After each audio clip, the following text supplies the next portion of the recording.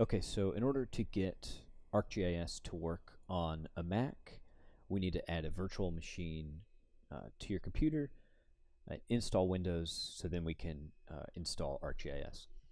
Luckily, Maryland provides us with all of the software we need to do this, so we can just head on over to Terpware, and I'll include any of the links down below so you don't have to copy them directly from the video yourself. But once you get here, you should go down to Utilities, and the only option here is VMware. So if we click on in and go down to the 8th version, it'll probably ask you to log in at this point. So you punch in your name and your password. I've already logged in, so it remembers me. In here, you'll just click on through this link and follow these 4 instructions, and it should get you to actually being able to download the software itself. Unfortunately, I can't walk you through this step by step because I can only get this once. But a good place to start is to click on Add to Cart and see where it takes you from there. If you have any issues with this, let me know and I'll help try to walk you through it. Before we leave Terpware, we need to do one more thing, and that is we need to get your Windows 10 license code. So to do that, we go over to PC, go down to Operating Systems, click on Windows 10 Education Student, and then it will ask you to assign yourself a product key, and you need to keep this key somewhere that you can get later so that we can activate your version of Windows 10. Okay, so we need to do 2 more things before we get started. The first is getting a copy of Windows 10. I went ahead and uploaded this to Dropbox, so if you click this link, it'll take you to this screen here, and you can just click download and direct download, and that will get you the Windows file that you'll need. The second is the actual GIS software itself. I know many of you don't have CD drives, so I went ahead and just copied what's on the Esri disk and turned it into a file and uploaded it to Dropbox as well, so you can download that here. That way you don't have to worry about going and getting an external CD drive. So if you just do the same thing, click download, direct download, and that will get you started. So now that you've downloaded everything, you should have these 3 files here for VMware, Windows 10, and Esri.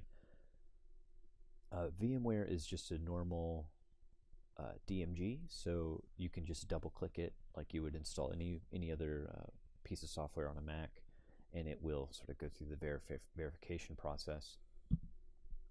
We'll sort of let this run.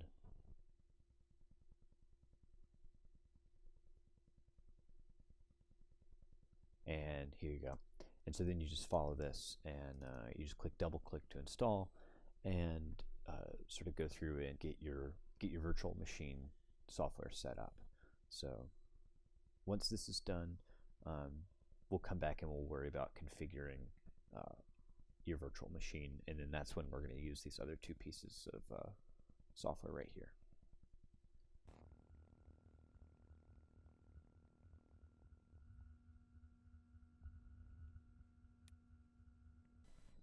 So at this point, you just click open and follow the instructions and get through the end. I've already installed this, so I'm not going to go through the process again, but if you have any issues, let me know. Now we need to set up our virtual machine.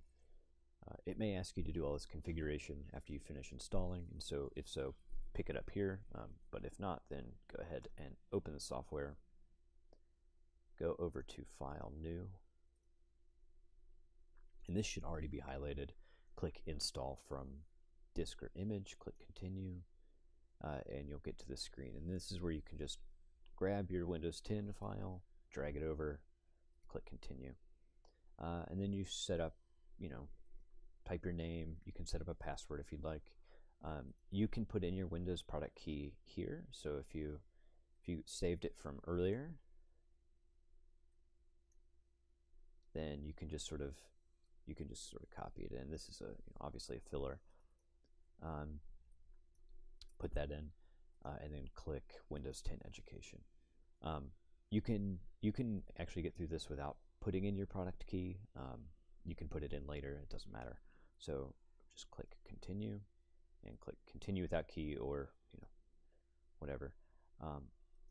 Choose more seamless, and at this point click custom settings, and find a good place to save your virtual machine. So I have mine on an external drive, made a folder for it, and then you can just call it whatever you want, like GVPT, and click save.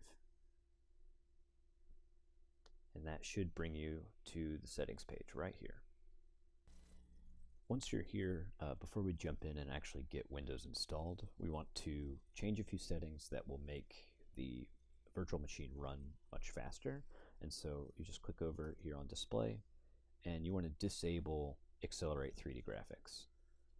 And also you want to disable use full resolution. So with these two unchecked, it will make the machine run much faster than if they were enabled. There's one more quick setting thing I want to drop in here, and that is over here in the processors and memory options. So I think by default it has 2 gigs of RAM dedicated to the virtual machine, and so I think we can bump that up actually to about, I push mine to 5 gigs. If you have more than 8 gigs of RAM in your computer, then you can push it higher. But you want to make sure that it has a decent amount of RAM so that it can run GIS. So this is something else that you can do and that you should do. So now that they are disabled, we can just go ahead and exit out of this. If you ever need to get back into that, you can just click this little wrench.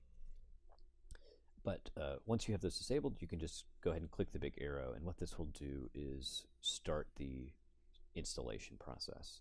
So you'll see this Windows here, and it'll take you all the way through the process and get Windows actually installed onto your virtual machine.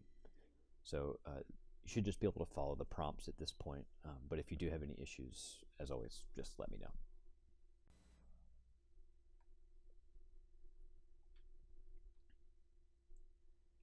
Okay, so once you get Windows installed, when you boot the virtual machine, you'll get something that looks like this.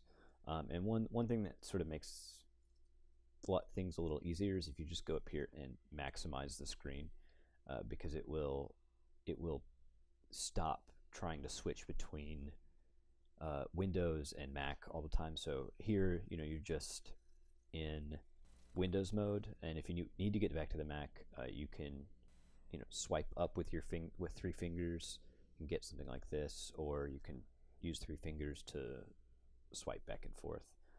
But you want to just hit a button and log in,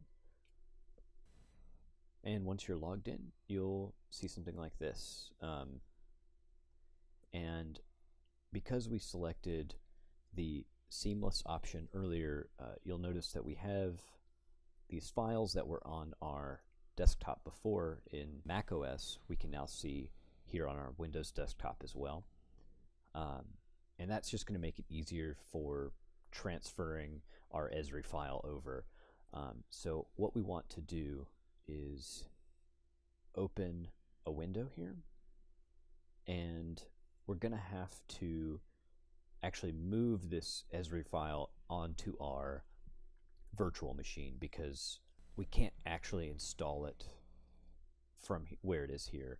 And so this is sort of a pain, but it is something that we just have to do. So I went through and went into the local C, users, and just my name here, created a folder. You can do that by right-clicking. You just click New to bring this file over here. So here we've doubled the file. So essentially, I'm going to rename this really quick to Esri 2. And what you're going to want to do is, once you have this folder, you're going to drag your Esri file over to it, and that should bring up a transfer screen. And this is, again, sort of a pain, and something that makes it quite a long process is this took me about 30 minutes. It says 3 minutes here, and if it was to maintain that speed, that would take about 3 minutes. But in my experience, it took about a half hour to actually transfer this whole file. So you know, your mileage may vary, but essentially just go ahead and transfer it over. Make sure it's transferring, and just walk away and leave it, and just check on it every once in a while, because like I said, it could take a little while. But once this is done transferring, you'll actually have your Esri file over here. So I'm just going to delete this for now. Yes, continue. So once your Esri file has finished transferring, you just want to go ahead and right-click it and click Mount, and you'll see a screen like this. And what you want to do is find ArcGIS Desktop, this file right here, and right-click it, and click Run as Administrator. This is really important. So if you don't run as an admin, it doesn't work correctly. So you just click Run as Administrator, and that will start the GIS installer. So you'll get this screen, and you just want to click Yes, and it will bring up this. So one thing you want to do is go ahead and change this destination folder. So you just click Browse, go to this PC, click the C, and put it in Program folders. So what I did is I just clicked Make New Folder, and I created an Esri folder right here. So just go ahead and click Esri, or here we'll go ahead and Esri 2. And so you just want to create that folder, click OK, and that way it installs the program here on your C drive. And then you would just click Next and follow all the prompts. And again, this took a little bit of time. It took about a half hour for all the files to actually install. So after it starts, you know, working away, just walk away, leave it, make sure you check on it. But this should get GIS actually installed on your virtual machine. Also, at the end of installation, GIS will ask you to punch in an authorization code. And so that's where you need to go get your DVD packet, and it has the code written on the inside flap. And you want to choose single user license or something like that, and that's where you want to fill it out. Even then, though, it still may reject the authorization, and so I will include a quick tutorial on how to sort of get around that. You have to go to Esri's website and create an account and tie that code to your online account. But I'll include a PDF of that. It takes 2 seconds. So there's a few things you can do to optimize your computer so that the virtual machine will run better. One thing that virtual machines use a lot of is RAM, which is a component inside your computer. And so what we want to do is try to get rid of some programs that are using RAM to free it up for the virtual computer. So what you can do is go to Activity Monitor,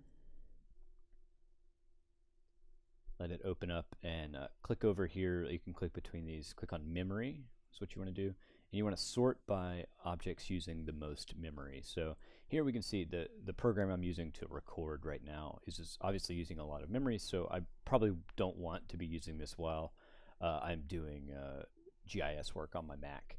But another one that's using a lot is Dropbox, so I want to go ahead and hit this stop button here, and you can just go to quit, and it should stop it. You know, I don't really need any of these Adobe things running. I can get rid of the Photos agent too. You can't, so that's something to look at. You can't actually quit them in a batch way. So, but you just sort of go through here, get rid of some of the heavy users, and it will help, you know, everything run a little smoother when you start up your virtual machine.